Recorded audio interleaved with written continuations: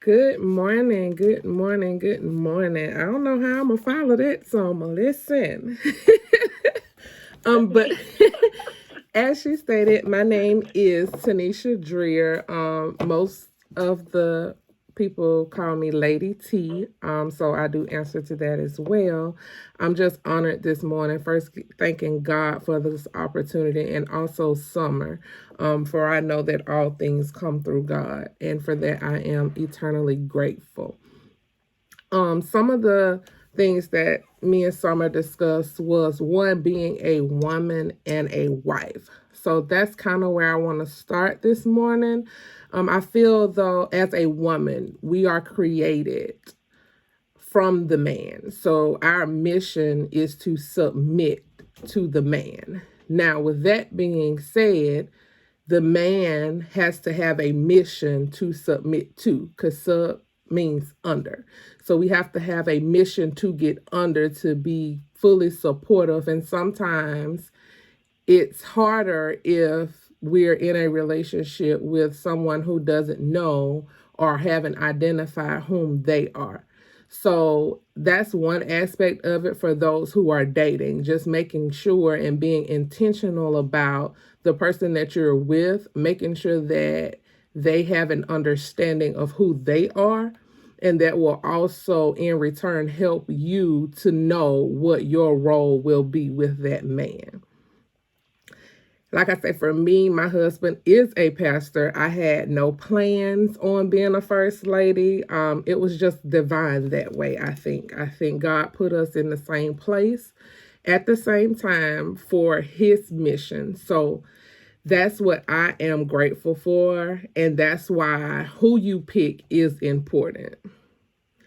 Because if they are not clear on their life's mission, then as a woman, there's nothing for you to get under to submit to. Now, submission is a key to marriage. You have to be able to submit to your husband and let your husband lead the household. Because anything with two heads is a monster. So you cannot lead together no matter what they say. There can't be two heads in a household. So that is very important to understand with being a wife, especially to a powerful man. So we just have to be intentional about knowing and getting those questions out up front on our relationships in the dating stages. So just making sure that we're clear on that. And then once you get in those stages, it's definitely not going to get any easier, especially for those aspiring to be first ladies and that kind of thing. For me, I've been doing this for, our anniversary is this year, is 7 years. And it's going to be a lot of difficult times. And as women in that area, you just have to, one, be secure in yourself, because there will be a lot of challenges and people who are seeking status.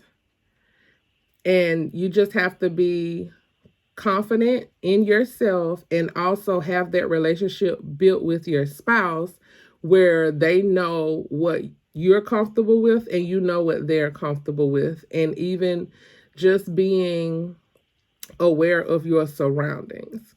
And there's going to be a lot of stuff that you have and information that you have that you're just going to have between you and the Lord. And that has to be okay if you're seeking to be that first lady, because just because they respond doesn't mean you can always respond. And that's one of the key factors in being a first lady, just keeping that composure. Also, I think being in a marriage, you have to know your love language and your spouse's love language. So one of the books I read, and I think is a really good book that you should probably look into, it's called The Five Love Languages by Gary Chapman. That book is really good. It kind of helps break out 5 core love languages and helps you understand your love language and your spouse's love language.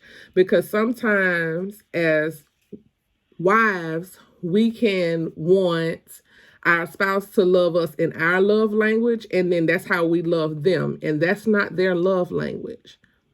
And so sometimes we have to find out also what their love language is and understand, okay, this is what they consider love language. So this is my love language and this is theirs. So we just have to be intentional on knowing that our love language may not be the same as our spouse. And that is very important to know, because you don't want to get down the road and think that you've been showing someone love and then get to the end and they're like, they felt like you never loved them. So I highly, highly recommend getting that book. And also, we have to allow choice in our marriage and our lives. We don't want to force anything on our spouse, just like we don't want anything forced on us. Because even in the Bible, God gave us the option to choose.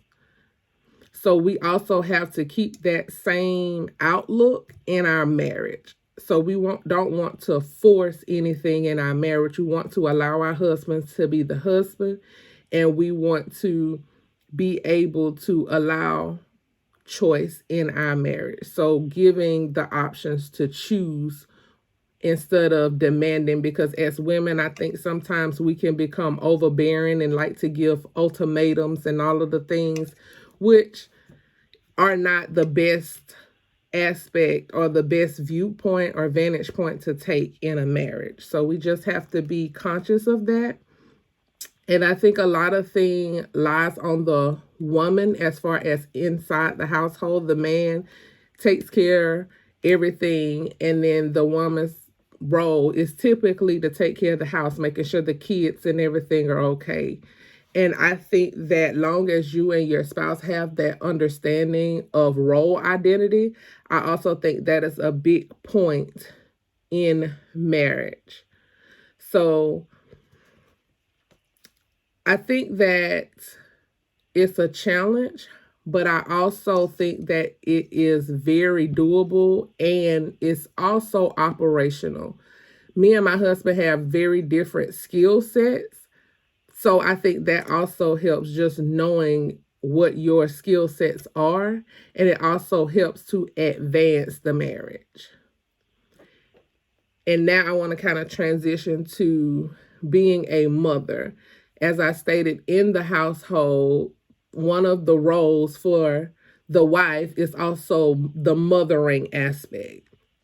And we have to, even in mothering, prioritize self-care, because as a mother, we automatically go into fix-it mode. The kids get hurt, the kids fall down, we want to fix it. The kids' feelings hurt, we want to fix it. The kids somehow met school, we want to go to the school and fix it.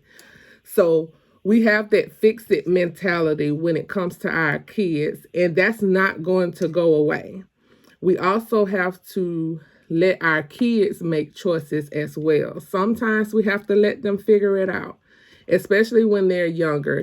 And I had to notice this myself. My daughter is 5, and I always used to do stuff for her. And then when she started doing stuff for herself, I just was surprised, because I've always been the one to do it for her and fix it. So even when we think our kids are not watching, they are. So we just have to be intentional on a mother's standpoint to be conscious of what we're doing around our kids. Because even when we think that they're not paying attention, they are. So for me, being a good mother is, one, being conscious of my actions, and also being conscious of my communication skills in what I say. Because sometimes we can say stuff in the moment, and then later on our kids say it back to us, and then we're shocked that our kids said what they said. But when you think about it, it's probably related to something that they heard. And a lot of times we put it off on school, and it is sometimes, but mostly it's stuff that we say that we have to be conscious of as a mother. And also we have to prioritize self-care and self-love as a mother, because we take on so much. We take on the emotions, we take on the attitudes, we take on the maintenance, we take on the tasks. We're going here, dropping this one off there. We're at this practice, this game. We also have to prioritize self-care and self-love in the midst of all the chaos that we have going on around us.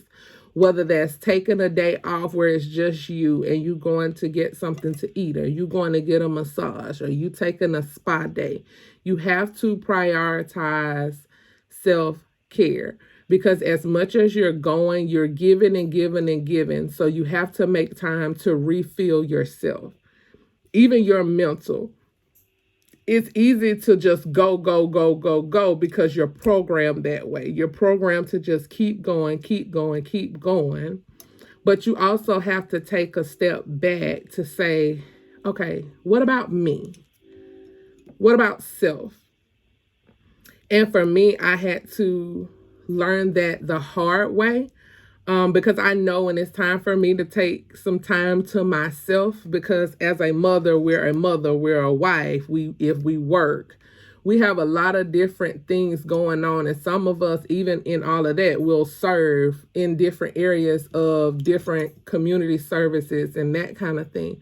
So we're overextending ourselves. And if we don't take the time to reset, it can become very, very difficult to keep going at that pace long term. So we definitely have to take time to reset and refocus. I'll say this before I close. For me, I think I've been a mom since I was 14. I was raped when I was 14, and I became a mom at a very young age. So for me, with that happening to me, I feel like I've been mothering for a long time. And as a mother, I can say, even when that happened to me, my mom was kind of like an old school mom. With what goes on in this house stays in this house. So I'll say this to you: if you had traumatic experiences, please seek professional counseling. Even though we love our mothers and that's something that we go through in life, I think that is very unhealthy.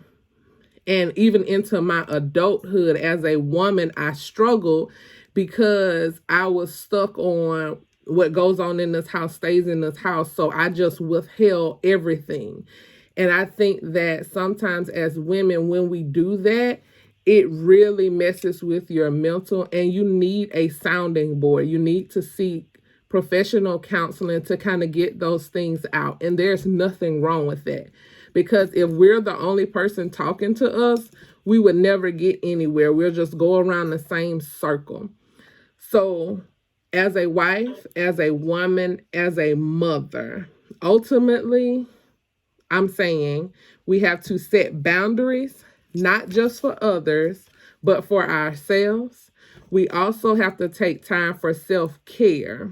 And if we need professional counseling to deal with some of the past traumas, or even traumas that we're dealing with now, we have to seek that professional counseling to kind of replenish our mental health. And just making sure to know and remember that you are loved. And groups like this are very important.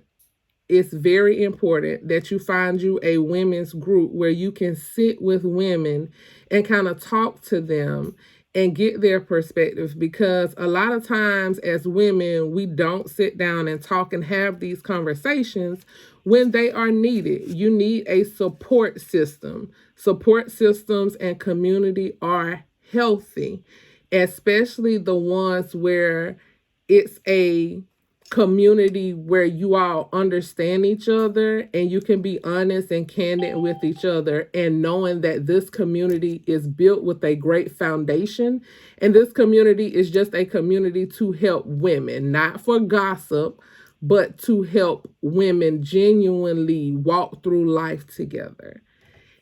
And I think that with that, you'll be able to make it through. I think that you got this. And if no one else is cheering for you, know that I am cheering for you in the background, because life is not easy as a woman and a wife. And you need support. And I'm here if you need that support. And I don't say that because it sounds good. my husband fusses at me all the time because I'm always willing to help those in need. I'm willing to talk to you. I'm willing to listen to you, because I sometimes wish I had that when I was a young teen mother, not by choice, but at the end of the day, it was still something that was my reality. And that's kind of it. Does anybody have any questions for me?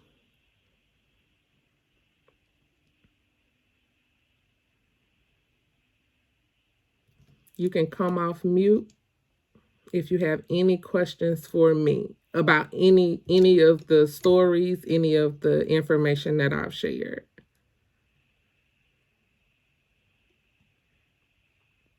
This is Summer. I don't have a question. I just have more like a comment.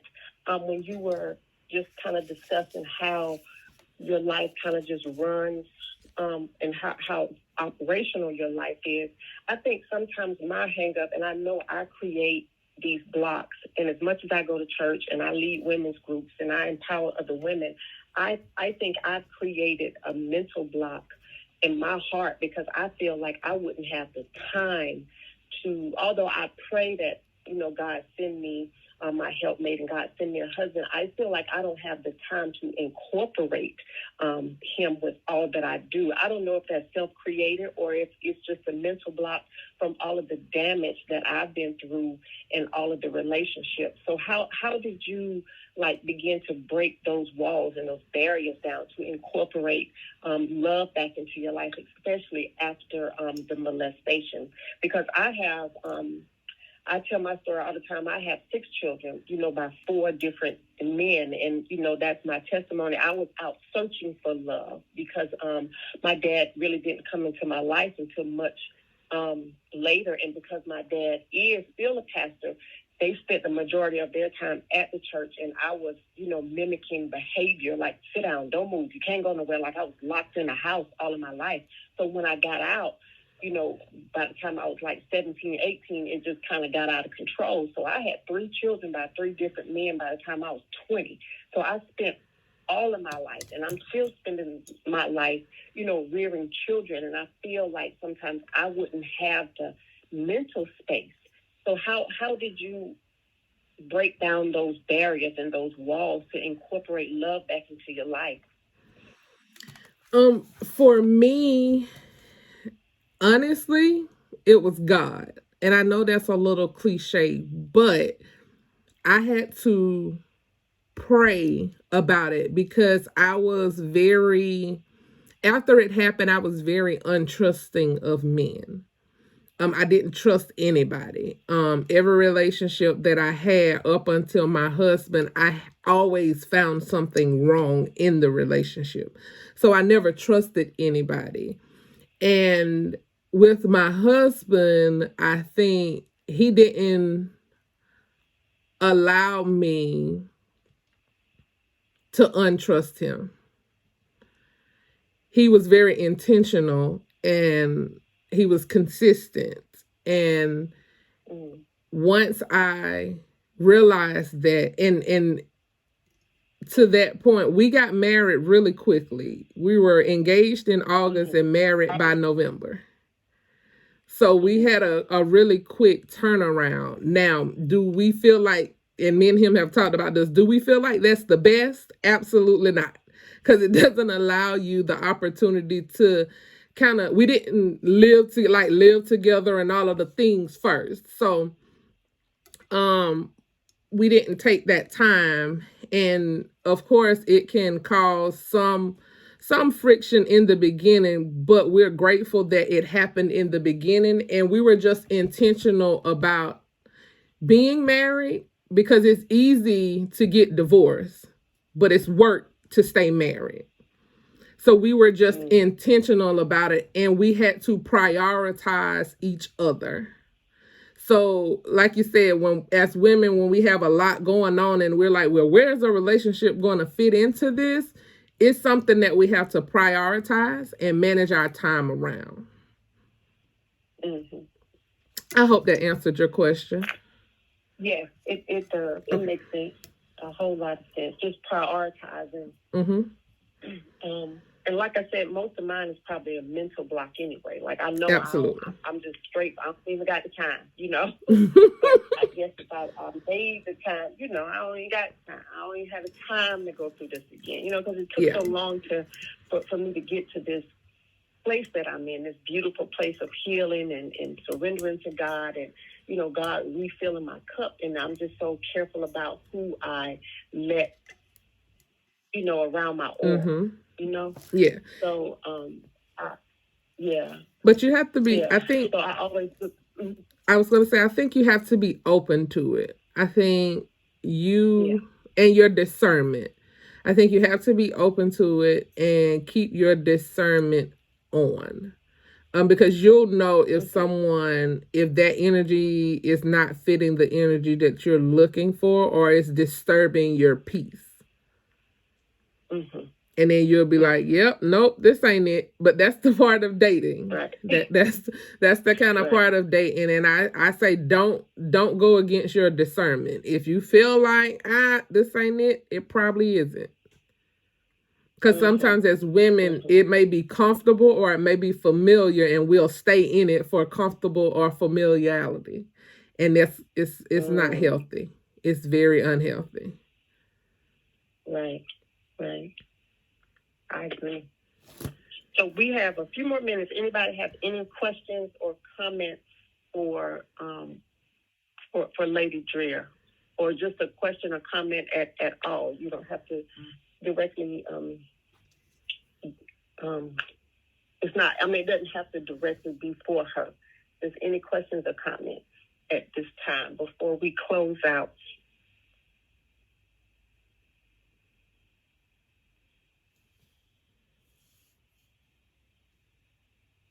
All right. Well, I'm going to let Lady Dreher. Oh, yeah. Hello. I'm sorry. This is Demetra. Good morning. I've always struggled with me and my husband. So, you know how they always say it back, don't marry people unequally yoked. And I think I did that just kind of willy-nilly. Just, okay, yeah, I think that's the one. So I didn't wait on God basically to choose my husband. So it is very hard for me to submit to him.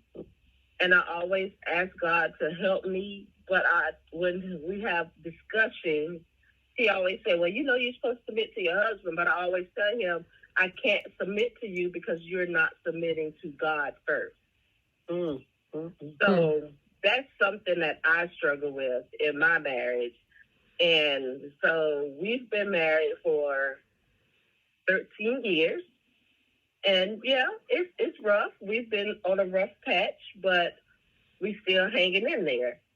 So, but just any thought about that? I think that, like I say, submission is kind of you have to have a mission to submit to. So if there is no mission, it's very difficult to submit. So my recommendation for you would be to have those difficult conversations about understanding if he understands what he wants to do and where he is in life. Is he where he wants to be in life? And then trying to understand where he's wanting to go. And then you just have to be intentional on if that's something that you're willing to submit to and do. Because a lot of times things happen, and sometimes women or men can go through an identity crisis, or they call it a midlife crisis, where a lot of things have happened and it has caused an uproar in their lives, but they don't know how to effectively communicate that to their partner. So I think being intentional, one, understanding what you need, and having a open conversation with your spouse about your needs, and also hearing his needs and what he wants, and listening to be receptive of the information versus being responsive. Does that answer your question? Yes, ma'am, it does. Thank you. You're welcome. Any more questions or comments before I ask Lady Dreher to close us out in prayer? This was good. I can keep talking about this. We're gonna have to do a something, another event about this. I think it is so needed because I think women's hearts get so full, and once the heart gets full and the questions are unanswered, and people start getting ignored, I think the heart turns hard and it turns cold, and then we start operating just off of information and not feelings anymore. And I think that's when a lot of women, we start denying who God is. We start denying our purpose. We start questioning our purpose. Like, why am I even really here?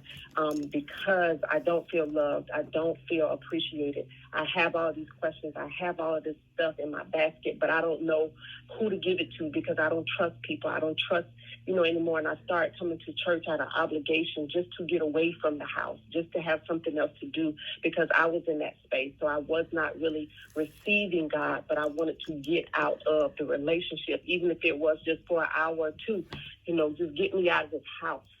So I think these types of conversations are so needed, and they can go in so many directions. But my goal is to ultimately make sure that every woman that we reach, every woman that I reach, opens her heart again, not just to love, but to God, but to see every facet of God, that not only that God can heal, but God loves us just like we are. And there is hope. There is restoration. There is so much in store for us if we just can only just leave the crack open just a little bit for God to come in and begin to be our balm in Gilead, and begin to minister and to pour back into our hurt hearts. Women are hurt.